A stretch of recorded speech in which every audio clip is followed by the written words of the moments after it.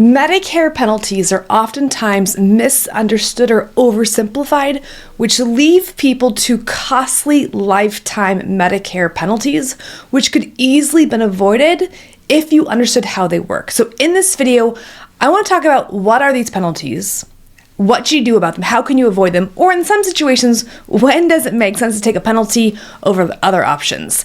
I'm Emily with the Medicare Coach, an independent Medicare consultant, helping our clients easily navigate both the Medicare government rules, but also all the insurance company options to help you do what's right and best for you to protect your retirement savings, as well as your healthcare rights. I'll share some extra resources down below to give you more inside tips when it comes to Medicare. So, Medicare penalties. There are 4 types of Medicare penalties, and they apply to different types of coverage or different types of rules. But I want to begin with the overall rule when it comes to Medicare, which governs most of these penalties. Medicare says by the time you're 65, you must either be on Medicare or on an employer health insurance plan which meets Medicare rules. I have other videos on this, but in most cases that means that your employer plan has to have 20 employees or more. It must not require you to be on Medicare Part A or B at 65. And finally, it needs to have a creditable prescription drug plan. So that's kind of the overarching rule, which then kind of ties back in the different types of penalties. So if you have an employer plan that meets those rules, you can absolutely delay Medicare past 65 with no penalties. I had a gentleman the other day who was 83. He just left the bank. He just retired from the bank, and he joined Medicare. He was able to join Medicare at 83, mid-year, with no penalties because he had an employer plan since he was 65 that met Medicare rules. So this whole letter that you must join Medicare isn't necessarily true. Again, I want to get clear on what does the Medicare rule say and what makes the most sense for you. Double paying for both Medicare and an employer plan is usually a total waste of money. Now, if you do not have an employer plan which meets all those criteria, this is when the Medicare rules and penalties come into play. Now, when we go into the penalties, there's really 4 types of Medicare penalties: Part A, Part B, Part D, and high income. So let's start with Medicare Part A. Medicare Part A is your hospital coverage. Medicare Part A, for most of you, costs you $0 per month because you have 40 quarters of FICA taxes, so you qualify for free Medicare Part A because you prepaid those premiums over the last 10 years or the last 40 quarters. Same thing, right? So if you get Medicare Part A for free, penalties don't really exist. But if you do not get Medicare Part A for free, penalties do kick in. You can pay up to 10% of the Part A premium that you would have paid for every year that you did not have coverage. Now, I'll talk about how long these penalties last next, but again, the key thing is that it's 10% of the Part A amount that you would have paid for every year that you did not have coverage that you should have had coverage. Part A penalties don't happen a lot, but they do exist. What we see more frequently is Medicare Part B penalties. Again, Medicare Part B is your medical insurance. So once you're 65, if you don't have an employer health insurance plan which meets Medicare rules, you should be on Medicare Part B coverage. If you are not on Medicare Part B coverage, you will accrue penalties. This penalty is 10% of the Part B premium at the time for every 12-month period that you were not on Medicare. So if you did not have Medicare for, say, 2 years, 65 and 66, you would then pay 20%, right? So 10% increments. You'd pay 20% of the Part B premium at that time. So your fixed amount in this case would be 20%, but as the Medicare Part B premium increases in most years, your penalty will increase with that as well. So again, your percentage stays the same, but your premium will likely, or your penalty will likely increase because the premium usually increases every year as well, okay? Part B is the most costly one, and so we want to avoid a Part B penalty at all costs. People tend to get these Part B penalties because they think that they have other employer insurance or marketplace plan or something else that meets Medicare rules, but it actually doesn't. And so by not fully understanding how your other insurance work can easily lead to these Medicare Part B penalties. Now, the next note we see oftentimes is Medicare Part D as in drug penalties. Again, the Medicare rules require you to have creditable prescription drug coverage once you turn 65.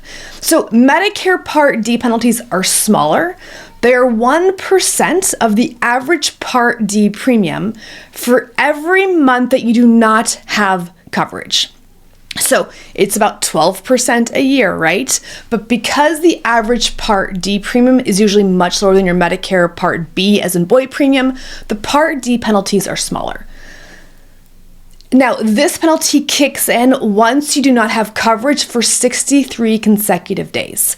And so there is a little bit of leniency, but we want to have Part D coverage. I see people getting Part D drug plans because they assume that either one, they take no medications and therefore they don't need drug coverage, or number two, they only take a few generics, they'd rather just cash pay or pay with coupons or something of that nature, and they forego a Medicare Part D drug plan.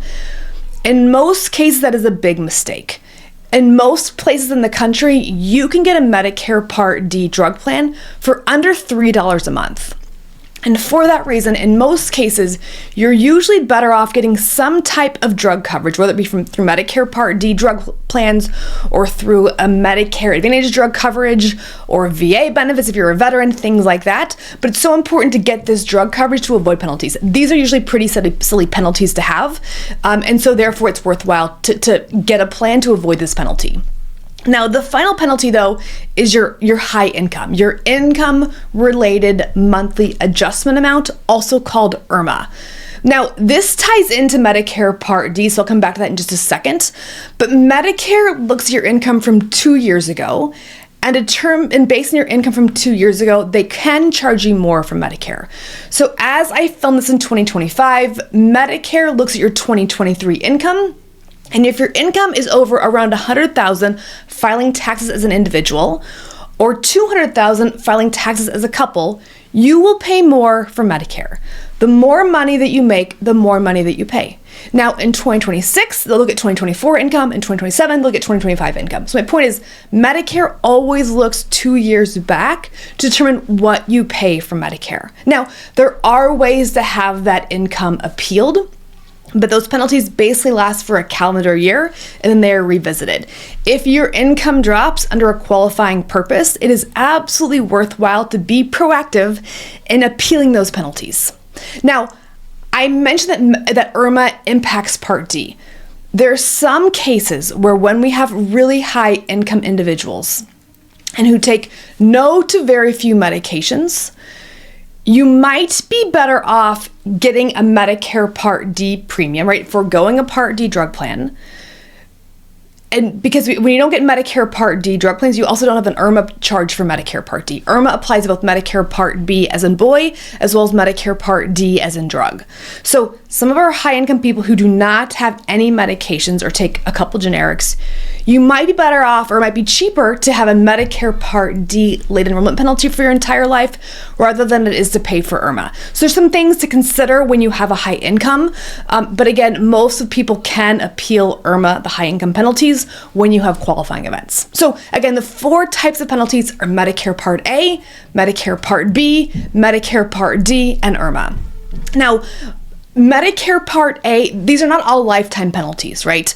Medicare Part A penalties last for double the amount of years that you did not have coverage. So if you do not have Medicare Part A coverage for, say, 2 years, you would pay those penalties for 4 years. If you didn't have coverage for, say, 5 years, you'd pay those penalties for 10 years. So it's twice as much as how long that you didn't have coverage. So that's Medicare Part A. Medicare Part B and Medicare Part D are lifetime penalties, so we want to be thoughtful about that. The IRMAA, the high income amount penalty, is simply on a calendar basis, and it revisits your income every single year, okay? So they're not all lifetime penalties, but it's important to know how they work. So again, there are 4 types of penalties. They're all slightly different. It's important to know how they work, be thoughtful about it, because you can easily save yourself money as well as headache if you understand how these rules work, how these penalties work, and make a decision wisely. All right, here's to helping you easily make your right Medicare decision.